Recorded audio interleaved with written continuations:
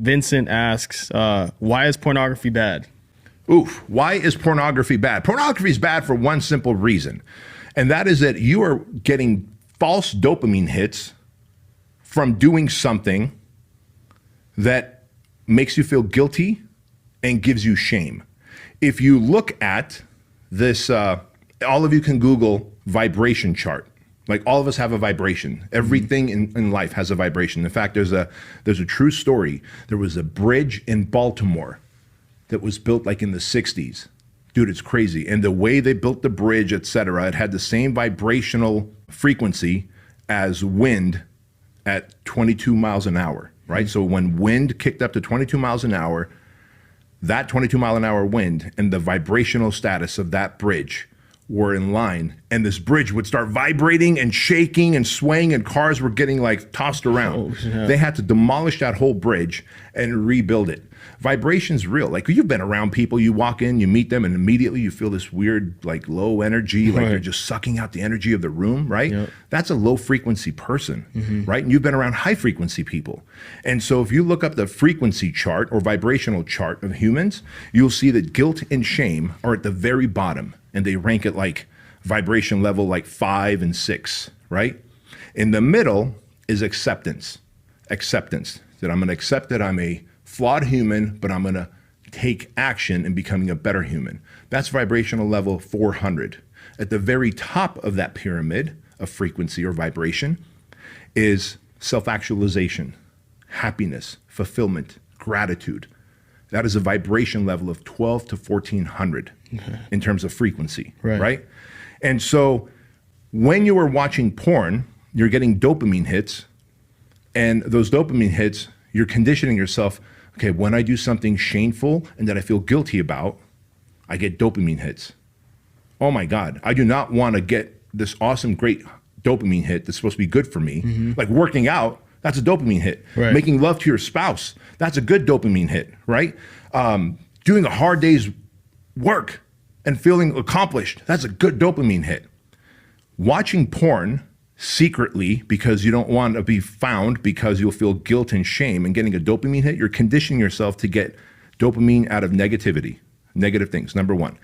Number two, guilt and shame are very low on the frequency chart. So you just feel like a low vibrating human and you attract low, bad, negative stuff into your life. And number three, and this has recently been found in the last 12 months, 12 to 14 months, there's something called porn-induced erectile dysfunction. Porn-induced erectile dysfunction. So there used to be a time that people were starting to get impotent or would have erectile dysfunction in their 40s and 50s and 60s as they get older, right? Right. Now, young kids, teens, kids in their 20s and their 30s are unable to get an erection and have sex because they're so used to watching a porn scene that is so exaggerated, so over the top, that has released so much intense dopamines when you're watching a threesome, foursome, gangbangs, whatever the fuck it is that you weirdos are into. And I don't judge you, I've been down that path, but I stopped. But when you're into that shit and then you come home to your beautiful spouse and you just have to make love to her, you're like, well, I don't know, man. Like, it's not 8 of you on top of each other with weird tools and gadgets and a swing and a ball gag from Pulp Fiction, right? Shout out to Quentin Tarantino and Pulp Fiction. You know what I'm talking about, Maine. By the way, Ed's not here today. Maine's got the cameras.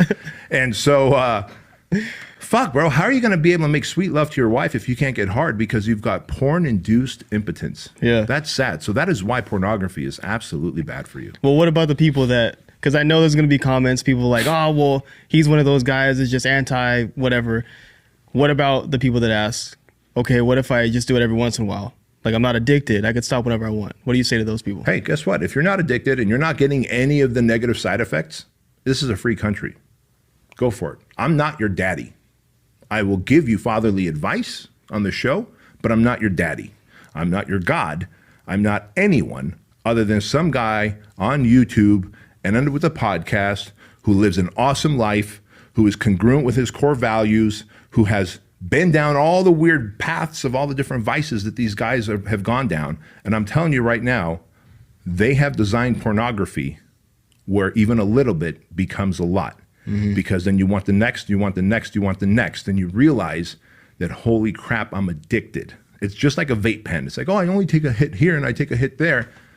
And then you see the dudes on a plane who are fiending for a hit from a vape pen because they've been on a 3-hour flight and they can't wait to just run out of that terminal and take a hit of their vape pen. Right. I don't ever want anything to enslave my mind and heart that way. Not pornography, not nicotine, not alcohol, not food, not television, not any addiction out there, not gambling. Gambling will create such an addictive component to it. None of it. Not even money. Like, money is very intoxicating as well, right? But money is something we need, and you can learn to be good and generous with money.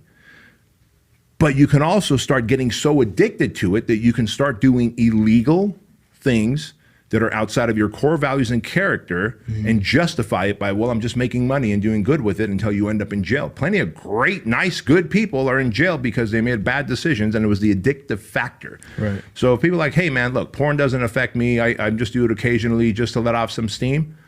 Listen, I got no beef with you, but I'm just letting you know that those companies that produce porn have designed it to take you down the rabbit hole and hold you there for as long as they could. I also heard a quote too. I'm going to butcher it, but it basically was, if someone's asking, can I just do it in moderation, whatever the addiction is, whatever the thing is, if you have to do it in moderation, you're still a slave to it, because you can't even stop. Exactly. You still have to do it a little bit. So anyways, there's that. Very well said.